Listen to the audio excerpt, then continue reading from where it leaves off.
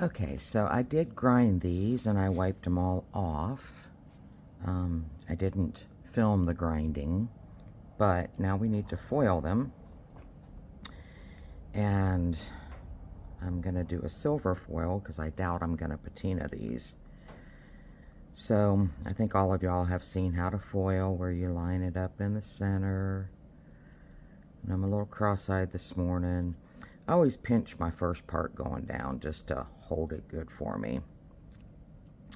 And on straight pieces, it's pretty nice because you can just go to that straight edge. And one thing I'll do is I will fold as I go. So I like to pinch in that part and then roll this over. I have a table foiler too for bigger pieces. It doesn't work so good on these little ones. Excuse my allergies. The goldenrod is crazy. And this is 7/32 silver backed. And you can tell, since this piece is actually my handmade glass that came out a little bit thicker, it's a little uneven on the foil because of the thick spots. And we'll have to maybe adjust that a little bit, but we'll take a look when we're done. And then I go ahead and overlap that last little bit. I know that's a lot more overlap than some people do, but it works for me. And then I tuck that under and push this down.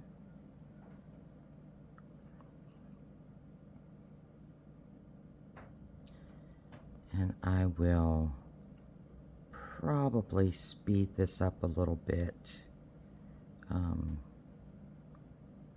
so you don't have to sit here and watch me. See how much thicker this one is? It's got barely anything hanging on there. It's a nice thin line on this side, but it's kind of thin on that side. So what I'll do in this situation is I will put just another little piece over here to compensate, and I'll just go slightly off.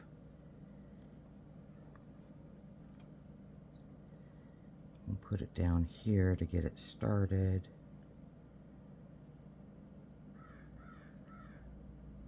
And I will just go slightly heavy to the thin side. That way it won't really impact the other side, but it'll give me enough foil.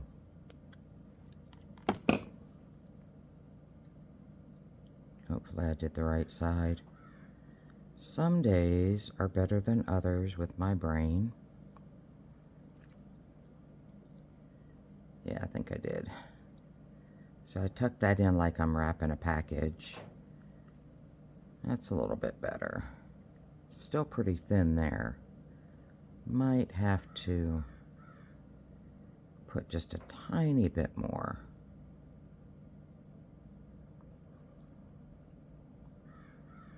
It's still going to have enough to hold it together well when you solder, and then of course you do your burnishing. And I go around my outside first and make sure there's no air bubbles, which on a really flat piece there's usually not. And then I will lay down here, and I'm doing this on a cork board, bulletin board, just a little cheapo one, so you can see it better. I could do it on my little gray mat down there, but I don't always get all the flux off, and I don't want to get flux on my pieces since I cleaned them so the foil would stick better. So yeah, that's kind of too thin for my liking. The rest of it looks pretty good. So I may patch that piece just a little bit more right there. But you get the gist of the idea.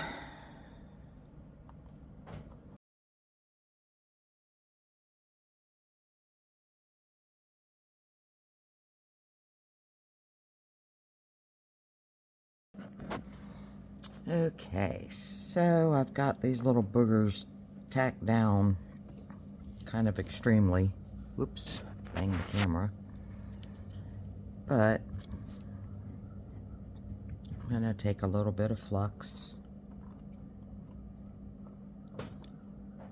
and make it so I can tack them.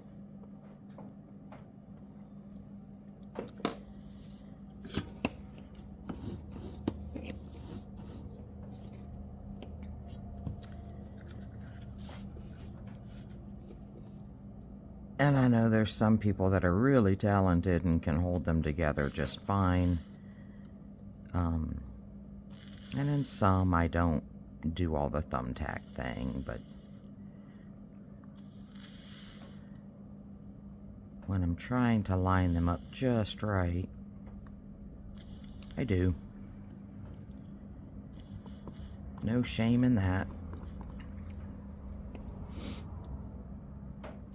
Of course, when you hit the thumbtack, it smells because you're burning plastic, but what are you gonna do?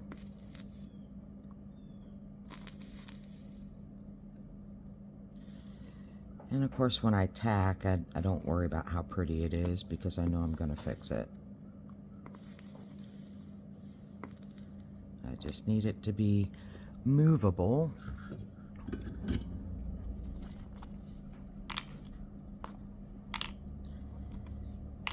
To my soldering pad.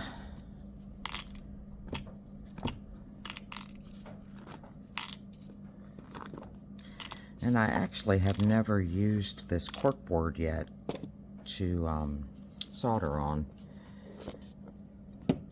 I normally use, excuse me, the ceiling tile because it's easy to push into. So now we have these little boogers set up, and I'm going to go ahead and flux.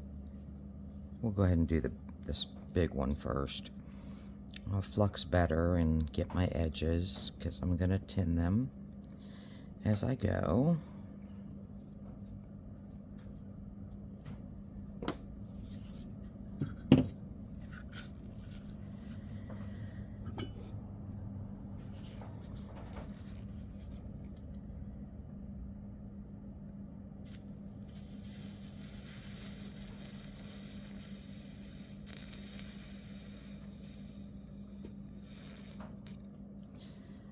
And that little bit that dripped off, we'll fix it.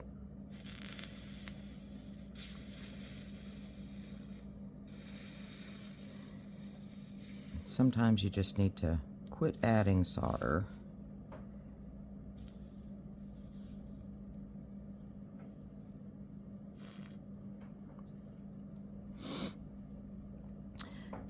Now, when you flip it over and do the other side, you may mess up some of your lines on the front here, which these are not super pretty anyway, so we will probably fix them when we flip it back over. But I'm going to go through and tin my edges real quick. I've been holding my soldering iron a couple of different ways. I've seen people online, and I try and watch how do they hold theirs to see if I can find an ergonomic way, or a way that helps me do my bead better. And I'm going to go ahead and flip it over, and I'm not going to dip my flux brush in the flux again because there's plenty in this brush for what I need to do. And see how that center's making a little bonk bonk and it's wobbly. When I get that, I will put a towel down to keep it steadier. But anyhow, I saw somebody holding their iron like this, which I found interesting. And I'm also finding that I get a really nice steady bead from doing it that way.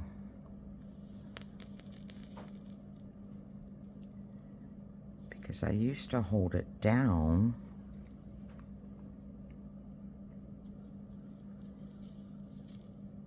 but I'm finding that this method, when I'm putting a long bead across, now it doesn't work good for the tinning part, because for tinning you're not really making a bead yet, so I end up flipping it back to this way and using the full head.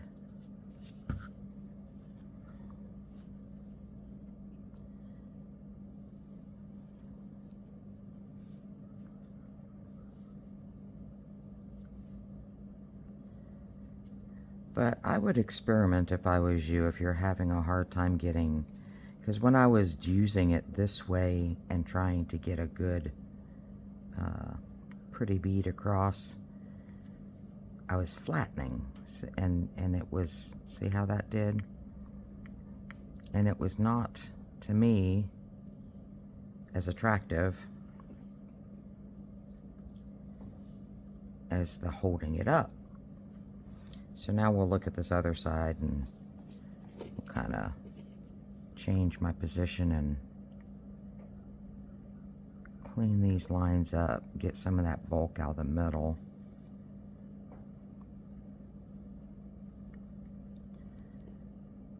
Because this didn't totally line up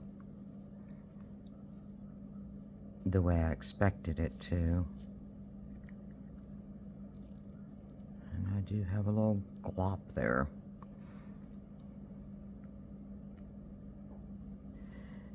And if you're like me, you'll sit and fiddle, and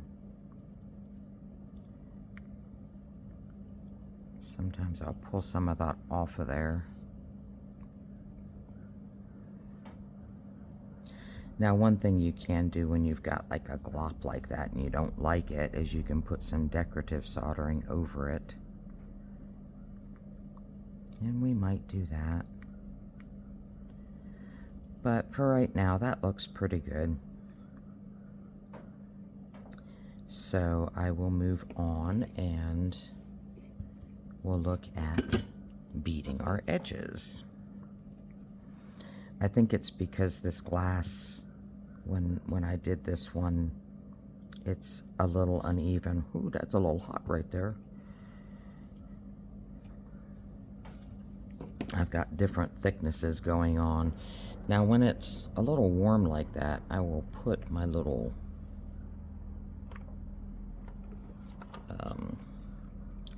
silicone ones on, because that keeps the heat away. So, pull out a little bit of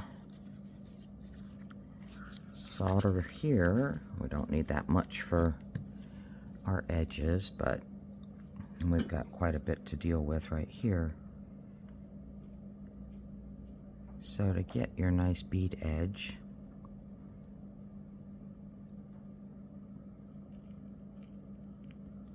I just tap, keep it straight, and tap. And on this kind of a piece, I don't want to go over here, because if I drip, it's going to hit my fingers. Of course, with these little doohickeys on my fingers, it's not a, see how that fell off? The doohickeys protect, but if it hits just the plastic glove, it will melt to your hand, and it's not fun. So what you can do is just flip back and forth if you want to go on all sides like this.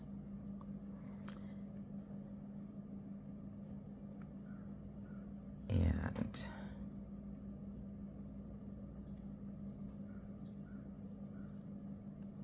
the reason you do this is for, well, it's prettier, number one. Number two, it adds strength to your piece because this actually goes over the edge and kind of connects your solder tape.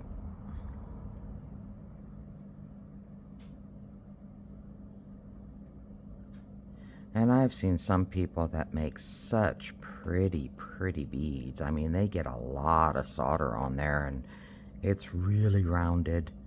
I'm not sure how they do that.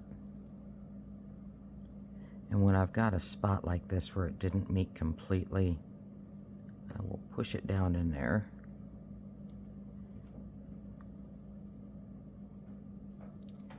And then add more. And you have to let it sit for just a second so it sets up a little. Because if you move it too soon, it's just going to roll off.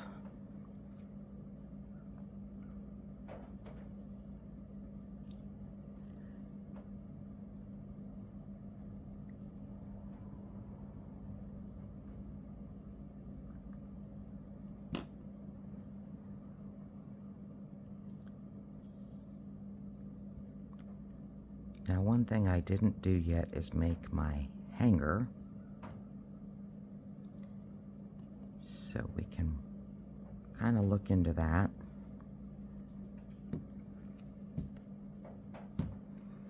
These are little finger things are nice because they keep the heat away from you. But they're also a little bit slippery.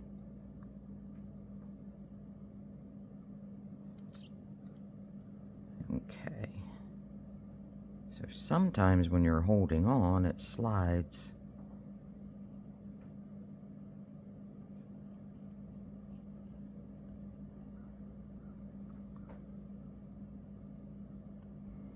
Yeah, I'm still in the frame. Yeah, good.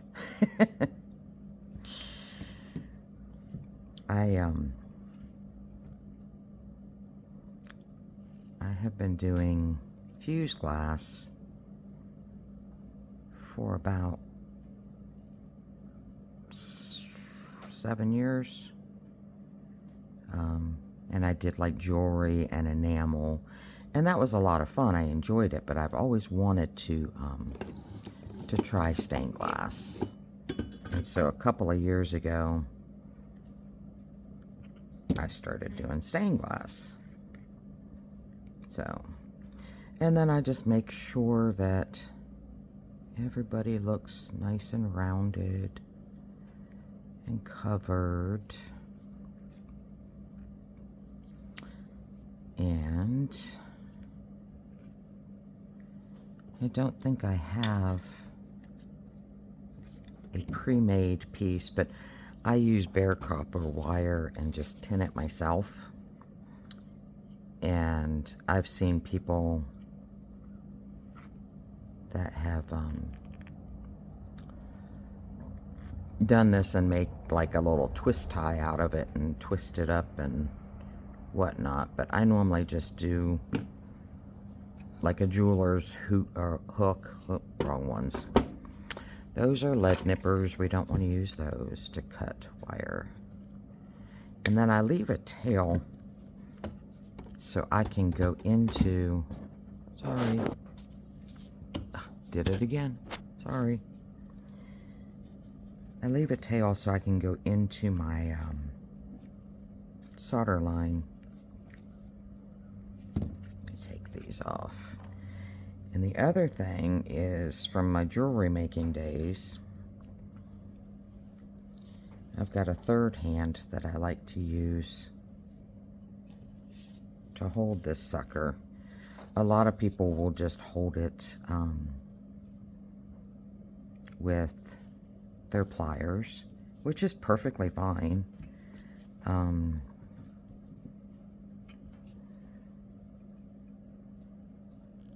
I find if I can just line up my little third hand here, and you know, all of your tools, once they get flux on them, they just rust.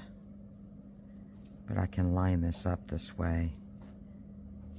And I set it off my pad so that it's lower. And then I can just hold the tweezer and get my little first blob. Put that down so that it holds it.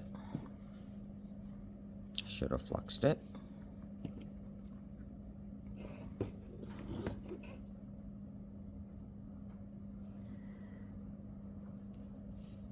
This way I can put it right into that line and it will have more strength to hold your piece. So, 1 star. And actually, I don't know if it's totally wonky like that or if it's just the pattern that makes it look wonky, but it's like Dr. Seuss. So, anyhow, that is my method, and I hope that you enjoyed it and learned something. I will clean this up and get all this flux residue off and give it a good polish. Please like my channel and subscribe. I will be trying to post every week. I think I'm going to shoot for Fridays. We'll see how it goes, but I think Friday's going to be the day I'll post. And I will show you how to make some of these pattern glasses with the kiln, for those of you who have kilns. There's some other powder, frit, and enamel things that I like to do. There's some texture plates that I like to make. So I've got a variety of things I'd like to share with you. It will just take me a little bit of time to get it all in there. So, thanks again. Bye.